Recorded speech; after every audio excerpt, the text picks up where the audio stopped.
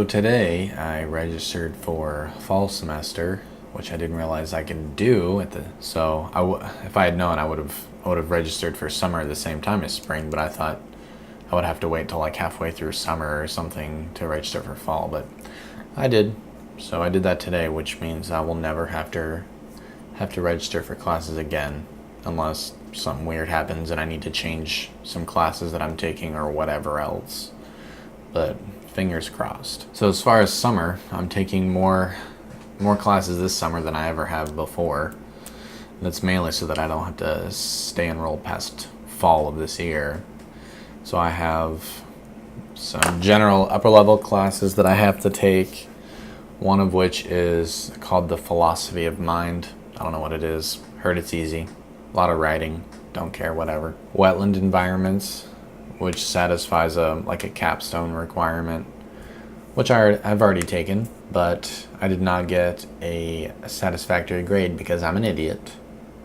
And I forgot to submit several assignments, so it brought my grade down, even though I got a 100% on my final paper.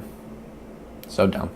Stupid mistakes. I have differential equations, which I'm taking for the third time. Not so much because I'm an idiot, maybe a little bit, but for whatever reason, it's just been more difficult for me to grasp. Maybe not grasp, maybe just because it's so much memorization. So the first time I took it was summer of last year, and that was over 6 weeks, which was brutal, and I got a C minus. I needed a C. It was super irritating. I was like, whatever, I'll take it again.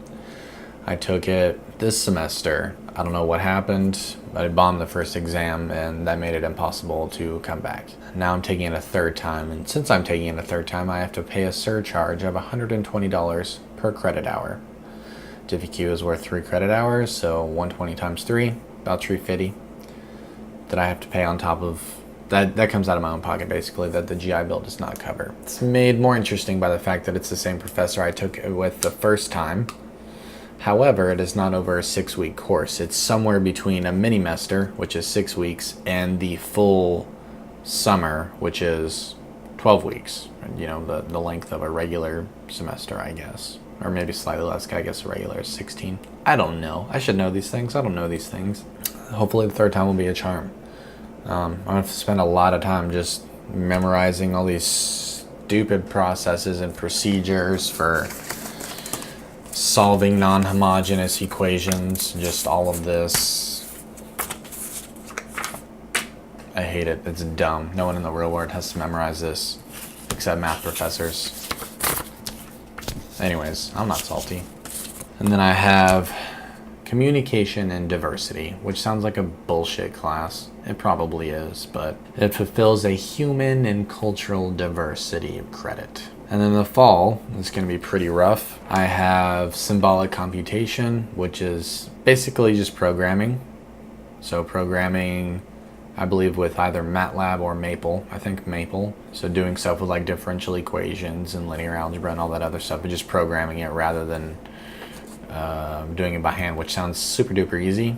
And luckily I got a professor that I heard was good. Differential geometry, which is one of my math electives, and I have that with the professor that I had my first upper level math class with, so that's interesting. I like him a lot. Super quirky, but you know, he's a good guy. He helped me a lot outside of office hours and class time. Then I have Numerical Analysis, which is my last elective. Vector Calc, which I'm retaking. At least this time I'll have it with a good professor, and I'm also taking it with a couple friends at the same time, so that's nice. And I have Globalization and Technology, which just fulfills an upper level requirement. I don't know if it's common across a lot of universities, but USF requires like 38 or 48 hours at upper level.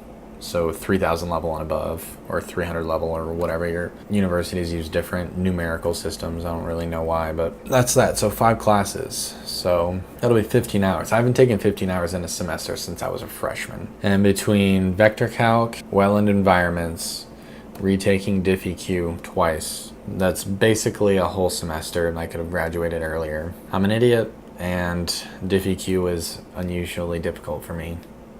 I have a higher grade in topology than I do in DiffyQ, which makes 0 sense, but it is what it is. And this morning I had a bunch of friends over from topology. So I really, more than anything, I don't want to say conquer, but I want to get a good handle on topology, and I would love a low B or a high C. That would make my year. And I really enjoyed topology, but it's really freaking hard. Also rather vocab heavy, but not nearly as much as graph theory, but still a lot. Between differential equations, graph theory, and topology, I probably have 120 flashcards, which includes definitions and important theorems, but it's still stuff you got to memorize regardless. So that's that.